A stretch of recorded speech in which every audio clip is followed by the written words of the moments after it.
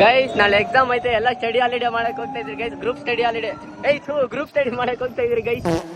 Hi guys, ನಮಸ್ಕಾರ ಕಣ್ರಿ. ಎಲ್ಲರಿಗೆಲ್ಲ ಹೇಗಿದ್ರ guys? ಚೆನ್ನಾಗಿದ್ರ ಅಂತ ಅನ್ಕೊಂತೀನಿ. ಚೆನ್ನಾಗಿರ್ಬೇಕು ಗೈಸ್. ಹೇಳಿ ನೀನೋಡ ನನ್ನ ಲಕ್ಷ ಅದಕ್ಕೆಲ್ಲ ಮಸ್ತಾಗಿರಿ, ಖುಷಿಯಾಗಿರಿ ಗೈಸ್. ನಾಳೆ ನಂದು ಫಸ್ಟ್ ಕನ್ನಡ ಎಕ್ಸಾಮು. ಅಂದರೆ ನೀವು ಮೇ ಬಿ ಸ್ಯಾಟರ್ಡೆ ನೋಡ್ತಾ ಇದ್ರೆ ಇವತ್ತು ನೋಡಿ, ಅದು ಯಾವಾಗಲೂ ಒಂದು ಫ್ಲಿಪ್ ಹೊಡಿತಾ ಇದೆ, ದಬಾಕನ್ ಬಿದ್ದೆ, ಕಾಲ್ ಟ್ವಿಸ್ಟ್ ಆಯಿತು.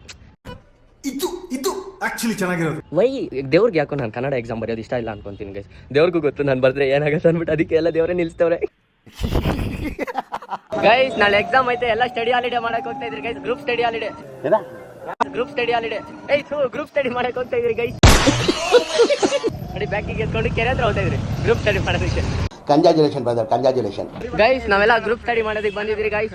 ಹೂ ಸ್ಟಾಪ್ಡ್ ಯು? ನೋಡಿ ಎಲ್ಲ ಗ್ರೂಪ್ ಸ್ಟಡಿ ಮಾಡಕ್ ಬಂದಿದ್ರಿ. ನಾಳೆ ಫೇಲ್ ಗಿಲ್ ಆಗೋದ್ರೆ ಗೊತ್ತಿಲ್ಲಪ್ಪ, ಪಾಸ್ ಆಗ್ಲಿ ಅಂತ ಕೋರ್ಕೊಬೇಕು. ನೀನ್ ಫೇಲ್ ಆಗಲ್ಲ ಗೈಸ್. 80ಗೆ 60 ಮೇಲೆ ತೆಗಿತಾನೆ ಇವ್ನು ನಮ್ಗೆ ಹೇಳ್ತಾನೆ. ನಾವು 80ಗೆ 21 ಮೇಲೆ ತೆಗಿಯಲ್ಲ ಗೈಸ್. ಇಲ್ಲಿ ನೋಡಿ, ನಾನು ಊಟ ತಿನ್ಬೇಕಂದ್ರೆ ಆಮ್ಲೆಟ್ ಇತ್ತು, ಓಕೆನಾ? ಈ ನನ್ನ ಮಗನ್ ನೋಡಿ, ನಾನು ಹಿಂಗೆ ಬಾಯಲ್ಲಿ ಇಟ್ಕೊಂಡ್ರೆ ಆಮ್ಲೆಟ್ ಪೀಸ್ನ ಇದು ಕೂಡ ಹಿಂಗೆ ಬಾಯಿ ಓಪನ್ ಮಾಡ್ತೈತೆ. ಯಾರ ಮಗ ಇವಾಗ ಏನ್ ಮಾಡ್ಬೇಕು ಗೊತ್ತಾ?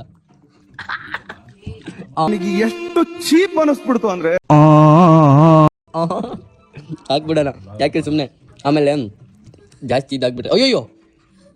ಓ ಡೇಂಜರ್ ನನ್ನ ಮಗ, ಸರಿ ಇಲ್ಲ ಗೈಸ್. ಇವನ ಹತ್ರ ಸ್ವಲ್ಪ ಹುಷಾರಾಗಿರ್ಬೇಕು ಊಟ ವಿಚಾರದಲ್ಲಿ.